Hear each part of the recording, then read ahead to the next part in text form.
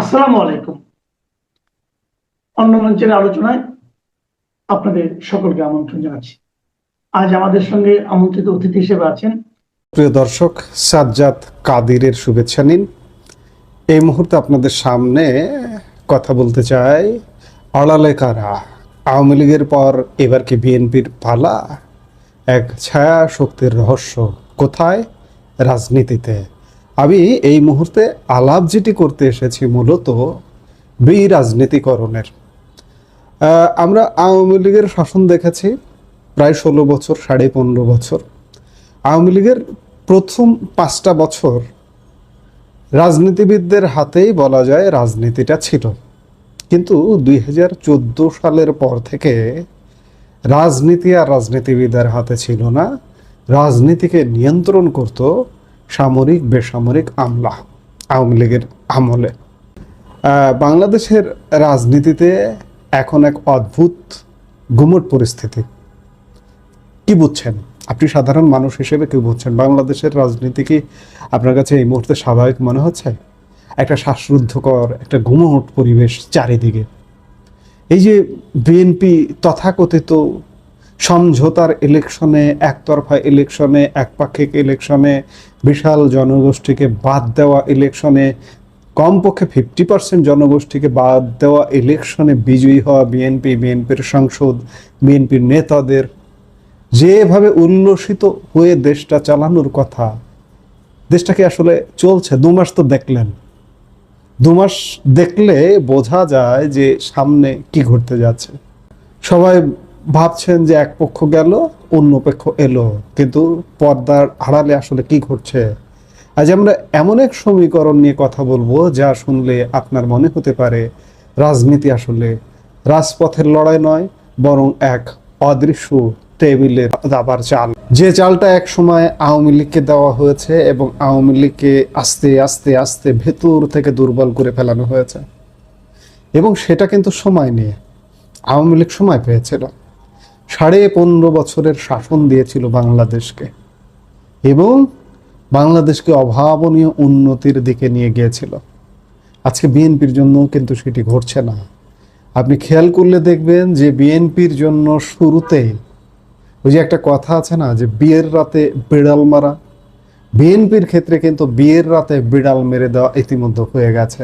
আপনি একটু যদি তীক্ষ্ণ দৃষ্টিতে বিএনপির রাজনীতি, সরকার একটা, বিএনপি রাজনৈতিক দল একটা, আপনি বিএনপির রাজনীতি এবং সরকারে বিএনপি রাজনৈতিক দলের প্রভাব আপনি যদি একটু ঠান্ডা মাথায় খেয়াল করেন, তাহলে আপনার কাছে এই দৃশ্যগুলো উন্মোচিত হয়ে যাবে। আজকের আলাপের মূল প্রতিপাদ্য হলো যে পর্দার আড়ালে আওয়ামী লীগকে যে পন্থায় রাষ্ট্র ক্ষমতা থেকে সরানো হয়েছে, ঠিক একই পন্থায় বিএনপিকে সরানোর পরিকল্পনা চলছে। কথাটা শুনতে অবিশ্বাস্য মনে হলেও এর পেছনের যুক্তিগুলো আজ আমরা খণ্ড খণ্ড করে বিশ্লেষণ করতে চাই। আওয়ামী লীগের পতনের বীজ কিন্তু একদিনে বপন করা হয়নি। 2009 সালে যখন তারা ক্ষমতায় আসে, প্রথম 5 বছর পরিস্থিতি অনেকটা স্বাভাবিক ছিল, রাজনৈতিক নেতাকর্মীদের হাতে নিয়ন্ত্রণ ছিল, কিন্তু খেলাটা বদলে গেল 2014 সালে। আপনারা লক্ষ্য করেছেন 2014 সালের সেই বিতর্কিত বিনা ভোটের নির্বাচনের পর থেকেই আওয়ামী লীগ সাধারণ মানুষের কাছ থেকে বিচ্ছিন্ন হতে শুরু করে। এখানে বলে রাখা ভালো, সেই একতরফা নির্বাচন, বিনা ভোটের নির্বাচন, যেটিই বলুন না কেন, 153টি আসনে কোনো ভোটই হতে হয়নি। এটা করতে আসলে আওয়ামী লীগ বাধ্য হয়েছিল। বাংলাদেশের আওয়ামী লীগের বাইরে যে রাজনৈতিক দলগুলো, তারা আওয়ামী লীগকে সহযোগিতা করেনি। আওয়ামী লীগের সেই সময় কোনো উপায় ছিল না, পথ খোলা ছিল না, বিএনপি অংশ নেয়নি। স্বাভাবিকভাবে সাংবিধানিক ধারাবাহিকতা রক্ষা করতে আওয়ামী লীগের নির্বাচনটা করে যেতে হয়েছে এবং আওয়ামী লীগের ভেতরে রাজনীতি কমে গিয়ে শুরু হয় আমলাতন্ত্র। রাজনীতিবিদদের পরিবর্তে তারা সামরিক ও বেসামরিক আমলাদের উপর নির্ভর হয়ে পড়ে। যখন একজন রাজনীতিবিদ নিজের জনসমর্থনের চেয়ে আমলা ফাইলের উপর বেশি ভরসা করেন, তখনই তার পতনের ঘণ্টা বাজতে শুরু করে। রাজনীতিবিদদের সাইডলাইনে পাঠিয়ে দেওয়ায় সেই ঐতিহাসিক ভুলই আজ তাদের এই অবস্থায় নিয়ে এসেছে। আমাদের দেশে এখন রাজনীতি মানে জনসেবা নয়, রাজনীতি মানেই যেন একটা ফুটবল খেলা, আর এই খেলার রেফারি কারা সেটা কেউ জানে না। আওয়ামী লীগের রাজনীতি নিয়ে একসময় পর্দার অন্তরালে ফুটবল খেলা চলেছে। তাদের ইগো এবং ক্ষমতার মোহকে কাজে লাগিয়ে এক পক্ষ ফায়দা লুটেছে। কিন্তু ভয়ঙ্কর তথ্য হলো, বিএনপির রাজনীতি নিয়ে এখন আরও বেশি ফুটবল খেলা চলছে। যারা ভাবছেন বিএনপি এখন স্বস্তিতে আছে, তারা আসলে ভুল দেখছেন। মাঠের ত্যাগী ও ডাক সাইটের নেতাদের যখন একে একে সাইড লাইনে পাঠিয়ে দেওয়া হয়, তখন বুঝতে হবে দলের ভেতরের নিয়ন্ত্রণ আর দলের হাতে নেই। বিএনপি এখন সেই একই চক্রে আটকা পড়তে যাচ্ছে। মজার বিষয় হলো যে আওয়ামী লীগের রাজনীতিবিদদের নিষ্ক্রিয় করতে কমপক্ষে 5টা বছর সময় নেওয়া হয়েছিল, কিন্তু বিএনপির ক্ষেত্রে তা ঘটছে না। আমি শুরুতে যে বললাম যে বিয়ের রাতে বেড়াল মারা, সেই বিয়ের রাতে বেড়াল মারার মতো অবস্থা হয়ে গেছে বিএনপির। 2 দিন আগে এটি নিয়ে একটা আলাপ করেছি যে বিএনপির যারা ত্যাগী নেতা, দীর্ঘ এই যে 1.5 যুগ যাবৎ রাজপথে জল কাদা মাথায় নিয়ে রাজপথে ছিলেন, মাটি কামড়ে পড়েছিলেন, তারা কিন্তু সব সাইড লাইনে। কারা এসেছে? সুবিধাবাদী। দেখুন না, মন্ত্রী পরিষদটা দেখুন, উপদেষ্টা পরিষদটা দেখুন। উপদেষ্টা পরিষদ বলতে প্রধানমন্ত্রীর উপদেষ্টা পরিষদ। এখন প্রশ্ন হলো, এই যে ফুটবল খেলে কারা? মাঠ তো আছে, খেলোয়াড়ও আছে, কিন্তু গ্যালারিতে বসে রিমোট কন্ট্রোল কার হাতে? এর উত্তর একটাই, এক ছায়া শক্তি। এই ছায়া শক্তি কোনো দৃশ্যমান রাজনৈতিক দল নয়, এরা কোনো আদর্শে বিশ্বাসী নয়। এদের কাজ হলো ক্ষমতাকে কক্ষিগত রাখা এবং রাজনৈতিক দলগুলোকে পুতুলের মতো নাচানো। আমরা রাজনীতিতে একটা বেশ স্ট্রং কনসেপ্ট এই মুহূর্তে আলোচিত হতে দেখি যে ডিপ স্টেট। আপনি এদেরকে ডিপ স্টেট বলতে পারেন, অভ্যন্তরীণ ডিপ স্টেট এবং আন্তর্জাতিক ডিপ স্টেট।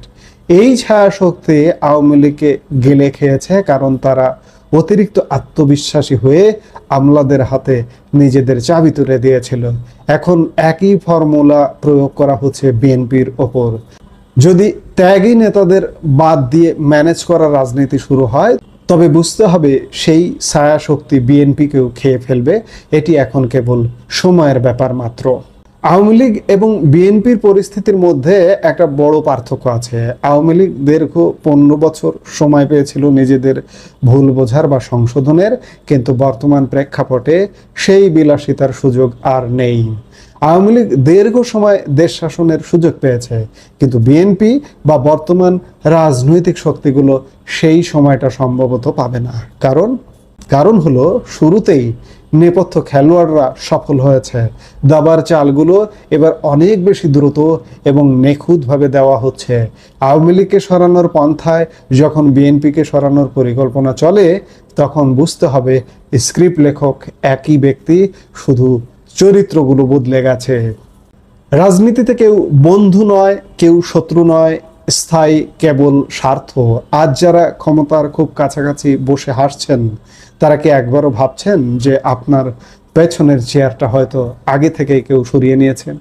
আওয়ামী লীগ যে আমলাতান্ত্রিক নির্ভরতার গর্তে পড়েছিল, বিএনপি কি সেই একই গর্তে পা দিচ্ছে? যদি রাজনীতিবিদরা জনগণের কাছে না ফিরে গিয়ে আবার সেই ছায়া শক্তির ওপর নির্ভর করেন, তবে ইতিহাসের পুনরাবৃত্তি হবেই, আর সেই পুনরাবৃত্তি হবে অনেক বেশি বেদনাদায়ক। আপনারা কি মনে করেন এই ছায়া শক্তি আসলে কারা? কমেন্ট বক্সে আপনার মতামত জানান।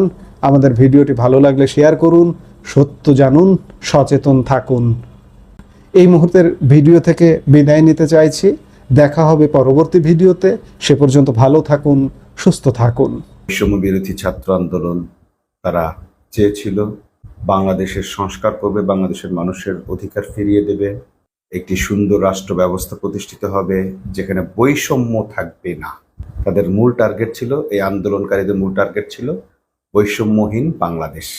এবং যে কারণে এই আন্দোলনে সব শ্রেণী পেশার মানুষ যুক্ত হয়েছে, ছাত্ররা যুক্ত হয়েছে, মায়েরা বাবারা সকলে যুক্ত হয়েছে। কারণ আসলে প্রত্যেকেরই প্রত্যাশা হচ্ছে বৈষম্যহীন একটি রাষ্ট্র ব্যবস্থা।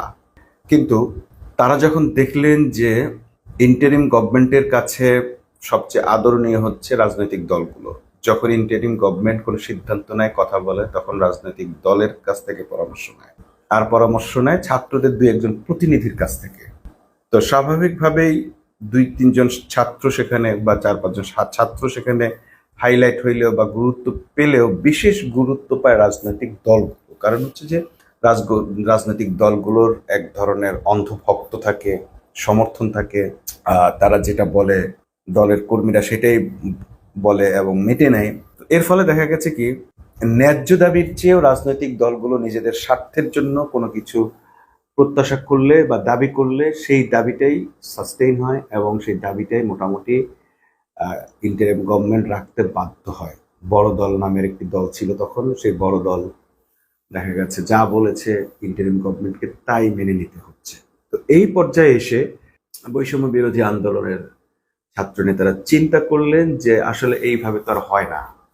প্রোটোকল অনুযায়ী যেহেতু রাষ্ট্র রাজনৈতিক দলগুলোকে অগ্রাধিকার দেয়, আন্দোলনকারীদের চেয়েও রাজনৈতিক দলের ওপর নির্ভরশীল এবং সরকারকে টিকিয়ে রাখতে, সাস্টেইন করতেও এই রাজনৈতিক দলের ভূমিকা থাকে। কারণ হচ্ছে যে ওই বড় রাজনৈতিক দল বারবার ইউনিসেফ বিরুদ্ধে বিভিন্ন গুপ্ত রাজনীতি শুরু করেছিল, প্রতিদিন কোনো না কোনো রাস্তায় আন্দোলন করত। এই বড় রাজনৈতিক দলটি তাদের লোক দিয়ে এবং আরো তাদের যারা সাঙ্গপাঙ্গ আছে, মানে আওয়ামী লীগ এবং বিএনপি মিলে সারাক্ষণ রাস্তায় এই গভর্নমেন্টকে বিরক্ত করেছে। কারণ তাদের রাজনৈতিক প্ল্যাটফর্ম আছে এবং তাদের রাজনৈতিকভাবে তারা যদি অন্যায়ের বিরুদ্ধেও রাস্তায় নামে, তাদের লোকেরা নামবে। কারণ ইন্টারিম আমলে মোটামুটি আন্দোলনের একটা ভালো চাষ হয়েছিল, সুযোগ ছিল, সুবিধা ছিল। যাই হোক, তো এইটা প্রতিহত করতে হলে, রাজনৈতিক দলকে মোকাবিলা করতে হলে রাজনৈতিক দল করতে হবে, রাজনৈতিক দল ছাড়া সম্ভব নয়। ঠিক সেই সময় এনসিপির তৈরি হয়েছিল। আমরা গুঞ্জন শুনেছি যে এনসিপির সৃষ্টিতে জামাতের ভূমিকা আছে, জামাতের সহযোগিতা আছে, এবং জামাত স্বীকার করুক বা না করুক, জনগণের মাঝে এই প্রতীতি আছে যে হ্যাঁ, জামাতের সহযোগিতা ছিল, বা আমরা দেখি যে জামাতের লোকেরা এটাকে বেশ ভালোভাবে নিয়েছে এবং তারা এটাকে সমর্থন করেছে নতুন দলকে। আবার নতুন দলের লোকদেরকে দেখলাম আমরা জামাত বিরোধী কথাও বলছে। এটাও খুব স্বাভাবিক, যেহেতু তার আরেকটি দল, তো আরেকটি দল অন্য একটি রাজনৈতিক দলের বিরুদ্ধে কথা না বললে তাদের তো নিজস্ব দলীয় ভিত্তি তৈরি হয় না। এখন দেখা যাচ্ছে যে এনসিপি আরো পুনর্গঠিত হচ্ছে, এনসিপির কলেবর বৃদ্ধি হচ্ছে, এনসিপি বড় হচ্ছে, বড় একটি দল হচ্ছে। এতে আবার দেখা যাচ্ছে যে কিছু লোক আশঙ্কা প্রকাশ করছে যে এতে জামাত কেন তাদের লোকদেরকে সেখানে যেতে দিচ্ছে, বা শিবিরের এক্স শিবির কেন সেখানে চলে যাচ্ছে, এনসিপি গঠনে আসলে জামাতের ক্ষতি হলো কিনা। একটা জিনিস খুব ভালোভাবে বুঝতে হবে, সেটা হচ্ছে যে আপনি যদি বটগাছ হন তাহলে আপনার ছায়ায় আর কোনো গাছ বড় হতে পারবে না। কিন্তু প্রকৃতির ভারসাম্যের জন্য শুধু একটা বটগাছ, বড় বটগাছ হলে তাতে কি প্রকৃতির ভারসাম্য রক্ষা পাবে? বটগাছ দিয়ে আপনি ছায়া পাবেন, আর কিছু পাবেন? আপনার বাগানে আরো অনেক ধরনের গাছ লাগবে, আপনাকে প্রত্যেকটা গাছের পরিচর্যা করতে হবে আলাদাভাবে। বাংলাদেশ এমন একটি বাগান, যেই বাগানে শুধু একটা বড় আম গাছ থাকলে হবে না, সেখানে কাঁঠাল গাছ লাগবে, কাঁঠাল গাছ থাকলে হবে না, সুপারি গাছ লাগবে, সুপারি গাছ হলে হবে না, নারকেল গাছ লাগবে। অর্থাৎ আপনাকে মাল্টি চয়েস বেছে নিতে হবে। আপনাকে বহু ধরনের দল, বহু রঙের মানুষ আছে এখানে, বহু মনের মানুষ আছে, বহু ধরনের মানুষ আছে। তো বহু ধরনের দল এখানে থাকতে হবে এবং প্রত্যেকটা দলকেই বড় হওয়ার সুযোগ দিতে হবে। যদি না দেন, ধরেন আপনারই তো বাগান, দেশটাকে আপনি যদি আপনার মনে করেন, তাহলে এই বাগানটা আপনার। সেই বাগানে একটা গাছ বড় হলো আর তার ছায়ায় পড়ে থেকে অন্য গাছগুলো মরে গেল, সেটা কি বাগানের মালিকের জন্য ভালো হবে? যদি আপনি দেশের জনগণ হন, তাহলে দেশের মালিক আপনি, বাগানের মালিক আপনি। তো এনসিপি কে বড় হতে দেওয়াটা আরেকটা রাজনৈতিক দলের জন্য আপাত দৃষ্টিতে যদিও ক্ষতিকর মনে হয়, কিন্তু আসলে রাজনৈতিক দল হিসেবে কারোর জন্য ক্ষতিকর মনে হলেও অ্যাকচুয়ালি সেটা দেশের জন্য ভালো, কারণ বাগানের জন্য ভালো, বাগানের মালিকের জন্য ভালো। আজকে আমরা যে চিত্রটি দেখতে পাচ্ছি সেটি হচ্ছে যে বিএনপি এবং আওয়ামী লীগ যে কোনো সময় এক হয়ে যাবে।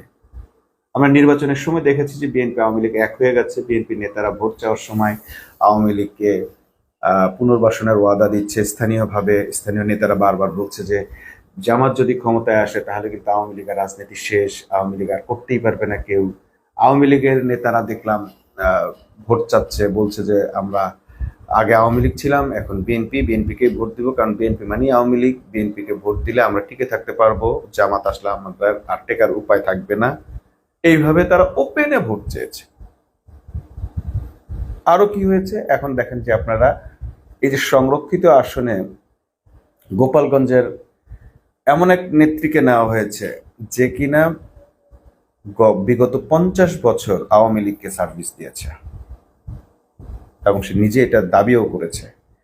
তো এই যে এরপরে আওয়ামী লীগকে আরো বিভিন্ন জায়গায় যে সুযোগটা করে দিচ্ছে, এতে স্পষ্ট যে ভেতরে ভেতরে বিএনপি আওয়ামী লীগ এক হয়ে গেছে।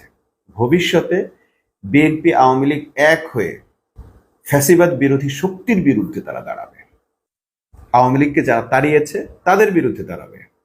আজকে যদিও বিএনপি দাবি করছে যে তারাও ফ্যাসিবাদ বিরোধী ছিল, হাসিনা বিরোধী ছিল, তারা এই গণ অভ্যুত্থানে ছিল, হ্যাঁ ছিল, কিন্তু আসলে তাদের রাজনৈতিক সিদ্ধান্তের মধ্য দিয়ে কিন্তু তারা এটা ছিল না, রাজনৈতিকভাবে তারা ছিল না। তাদের জনগণ ছিল, তারা যে জনগণ এই সরকারের, আওয়ামী সরকারের নির্যাতনে নিষ্পেষিত ছিল, তারা ছিল।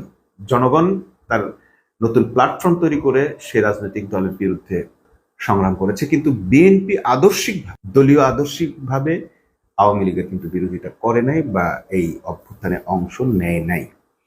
এখনো আমরা দেখছি যে আসলে তারা একত্রিত হয়ে গেছে এবং এই দুইটা দল যখন একত্রিত হবে তখন তাদেরকে প্রতিহত করার মতো ক্ষমতা জামাতের মতো একটি দলের এবং এনসিপির মতো একটি নতুন দলের হবে না। তাহলে কি করতে হবে? এনসিপি কেও বড় করতে হবে। অতএব এনসিপির এখন বড় হওয়াটা জরুরি। কতটা বড় হওয়া জরুরি? যতটা বড় হলে তারা এনসিপি এবং জামাত মিলে আওয়ামী লীগ এবং বিএনপিকে প্রতিহত করতে পারে। এখন শুধু আওয়ামী লীগকে আপনারা হটিয়েছেন, সরিয়েছেন, সেটাই আপনাদের সবচেয়ে বড় সাফল্য, এটা মনে করলে চলবে না। এই বিএনপি কিন্তু এখন আওয়ামী লীগ হয়ে গেছে। তো এই বিএনপিকে আবার সরাইলে হবে, চিন্তা করলে হবে না। বিএনপিকে সরাতে গেলে আপনাদের প্রধান বাধা, আরেকটি বড় বাধা হয়ে দাঁড়াবে আওয়ামী লীগ। এই দুটো দলকেই আপনাদের একসঙ্গে মোকাবেলা করার প্রস্তুতি নিতে হবে। তার জন্য কি করতে হবে? হঠাৎ করে তার এনসিপি বড় হয়ে যাবে না, বা জামাতের লোক এনসিপিতে এসে বড় করলে তো হবে না। হ্যাঁ, দোকানটা মোটামুটি খুলে দিতে হবে, তারপর এই এনসিপিতে এখন আসতে হবে, আওয়ামী লীগের লোকদেরও আসতে হবে, ছাত্রলীগের ছেলেদেরও আসতে হবে, যারা আদর্শিকভাবে এখন আওয়ামী লীগকে অপছন্দ করছে বা প্রতিহত করতে চায় এমন লোকদের নিয়ে। অর্থাৎ সফট আওয়ামী লীগ টাইপের বা সফট ছাত্রলীগ, যারা বিভিন্ন কারণে, বিভিন্ন রাজনৈতিক বিভিন্ন স্বার্থের কারণে, আমি বলবো স্বার্থের কারণে, এই স্বার্থপরদেরকে দিয়ে রাজনৈতিক দল গঠন করতে হয়। সবাই আদর্শিকভাবে আদর্শিক রাজনৈতিক নেতা হবে না। স্বার্থের কারণে বেশিরভাগ মানুষই রাজনীতি করে নিজের ব্যক্তিগত স্বার্থের জন্য। একেবারে আমি স্পষ্ট বলে দিলাম, ইসলামী দলগুলো ব্যতীত, ইসলামী দলের ভিতরেও কেউ কেউ স্বার্থের জন্য করে, কিন্তু ইসলামী দলে অলমোস্ট এটা খুবই রেয়ার এটা। কিন্তু এছাড়া যত রাজনৈতিক দল আছে, আপনি যদি আজকে মনে করেন যে অমুক বিএনপি করে, 50 বছর বিএনপি করে, আপনি তাকে সুবিধা দেন, আজকে সে জামাত করবে। দেন আপনি বিএনপি থেকে যে সুবিধা পাচ্ছে তার চেয়ে বেশি দেন, আপনি সে জামাত করবে। যে আওয়ামী লীগ করেছে তাকে আপনি সুবিধা দেন, সে বিএনপি করবে। যে বিএনপি করেছে তাকে আপনি সুবিধা দেন, সে আওয়ামী লীগ করেছে। যখনই আওয়ামী লীগ আসে, হুর হুর করে কিছু লোক বিএনপির আওয়ামী লীগে যোগ দেয়। আবার যখন বিএনপি আসে, কিছু লোক হুর হুর করে আবার আওয়ামী লীগ থেকে বিএনপিতে যোগ দেয়। এগুলো আপনারা তো নিজের চোখে দেখতে পাচ্ছেন। এটাই রাজনীতি। এখন আওয়ামী লীগ থেকে কিছু দল এনসিপিতে যদি যোগ দেয়, তাহলে কি দাঁড়াবে? এনসিপিটা বড় হবে, ক্ষতি নাই তো। এই স্বার্থপরদের দিয়ে কি হবে? দলটা বড় হবে। এই স্বার্থপররাই যদি বেশি সংখ্যক হয়ে যায়, তাহলে আবার দলের ক্ষতি হয়, কারণ স্বার্থপরদের দিয়ে আসলে বেশি দূর যাওয়া যায় না। স্বার্থপরদের জনসমর্থন নিয়ে বিএনপি যেমন ক্ষমতায় আসছে, এরকম ক্ষমতায় আসার চেষ্টা করা যায় বা করতে হয়, বা তাদেরকে দরের উপর রাখা যায় যে হ্যাঁ ঠিক আছে, দেখি তোরা যেহেতু অন্য দল থেকে আসছিস, দেখি তোদের ভূমিকা দেখি। তারা তখন ভালো ভূমিকা রাখে নিজেদের শো আপ করার জন্য। আমি দেখেছি যে আমার অনেক বন্ধু বান্ধব আছে যারা পুলিশে চাকরি পেয়ে প্রমোশনের জন্য শেখ হাসিনার পক্ষে গেছে। শেখ হাসিনার পক্ষে বলে, দোস্ত অমুক এলাকায় যাইতে চাই, ট্রান্সফার করতে হইতে চাই। কেন? তুই তো এখানে ভালোই আছিস। বলে যে দোস্ত এখানে গেলে, ওইটা শেখ হাসিনার এলাকা, ওইখানে গেলে তার দৃষ্টি আকর্ষণ করা যাবে, আমার প্রমোশনটা হবে। তো এরকম অতি উৎসাহী পুলিশ বাহিনীকে আমরা দেখেছি যে আওয়ামী লীগ হয়ে উঠেছে রাতারাতি, আওয়ামী লীগের চেয়ে বড় আওয়ামী লীগের হয়ে উঠেছে। এবং এরা কিন্তু শেষ পর্যন্ত সরকারের সহযোগিতা করেছে, কিন্তু বিপদের দিনে এরা পাশ থেকে সরে গেছে। সেটা ঠিক আছে, কিন্তু সরকারকে কিন্তু এরাই টিকিয়ে রেখেছে, এই তেলবাজরা, এই মানে স্বার্থপরেরাই। তো একটি দলের ভিতরে বিভিন্ন টাইপের লোক থাকবে, সবাই সৎ লোক হবে এমন নয়, বিভিন্ন জন বিভিন্ন ধান্দায় দল করবে, এই ধান্দাবাজদেরকে দিয়েই আসলে দল শেষ পর্যন্ত দাঁড়াবে। কিন্তু নেতৃত্বে থাকতে হবে এমন কিছু সৎ মানুষ যারা এই দলটাকে পতনের হাত থেকে রক্ষা করবে, এবং রাষ্ট্রীয় ক্ষমতায় গেলে, কখনো গেলে বা রাষ্ট্রীয় ক্ষমতায় যারা থাকবে তাদের সাথে একসাথ হয়ে দেশের মানুষের জন্য কিছু করবে, শুধু নিজের ব্যক্তি স্বার্থের কথা চিন্তা করবে না। আর এছাড়া বাকি যে সেট আপগুলো থাকে সেখানে ধান্দাবাজরা থাকলে কোনো অসুবিধা নাই, থাকতেই পারে, অত লম্বা কথা বলে লাভ নেই। ধান্দাবাজরা থাকবে, ধান্দাবাজরাই রাজনীতি করবে, ধান্দাবাজরাই আপনার জন্য লড়াই করবে। সো এই এনসিপির এখন বড় হয়ে ওঠাটা আসলে সময়ের প্রয়োজন, দেশের প্রয়োজন, সকলের প্রয়োজন। জামাত আরো বড় হবে, আরো বড় বট গাছ হবে, শুধু এইটা হইলেই হবে না, বরং জামাতের যে সাংগঠনিক ভিত্তি আছে সেই ভিত্তিতে তারা এরকম এনসিপির মতো 10টা দল তৈরি করতে, 10টা না করুক, অন্তত এনসিপিটা যেন শক্তভাবে দাঁড়াতে পারে, এনসিপি এবং জামাত মিলে যেন এত বড় হইতে পারে যাতে আওয়ামী লীগ বিএনপির চেয়েও বড় হয়। যদি এনসিপি জামাত মিলে, এই জোট মিলে যদি আওয়ামী বিএনপির চেয়ে বড় হতে না পারে, তাহলে কোনো অভ্যুত্থান সফল হবে না। আর সেটা যদি হতে হয় তাহলে সকল দল থেকেই তাদের লোক সংগ্রহ করতে হবে, বিএনপি থেকেও লোক ধরে ধরে নিয়ে আসতে হবে, তাদেরকে বলতে হবে যে তোরা যদি এখানে আসিস, স্বার্থ ওইখানকার চেয়ে এখানে বেশি পাবি। বিএনপি থেকে যারা প্রত্যাখ্যাত হবে বা বঞ্চিত হবে, সেই বঞ্চিতদেরকে দিয়ে আবার এখানে এনসিপিতে আসবে। এমন অনেক লোক আছে যারা ইসলামী রাজনীতির সাথে যুক্ত হতে পারে না, জামাত ইসলামীতে এসে যুক্ত হতে পারে না, কারণ সেখানকার নেতৃত্বের প্রক্রিয়াটা একটু ভিন্ন। ক্যাডার ভিত্তিক রাজনীতি আছে, আদর্শিক রাজনীতি আছে, ওখানে আসলে নামাজ পড়তে হয়, ইসলামিক অনুশাসন মেনে চলতে হয়, বহু ধরনের ঝামেলা আছে। আবার জামাত চাইলেও তাদেরকে অ্যাকোমোডেট করতে পারে না, কারণ তাদের মূল প্রচারের মানে ইয়াটাই হচ্ছে আদর্শ। যদি তারা আদর্শই মানুষের সামনে তুলে না ধরতে পারে, রাজনৈতিক সাফল্য তুলে ধরে লাভ।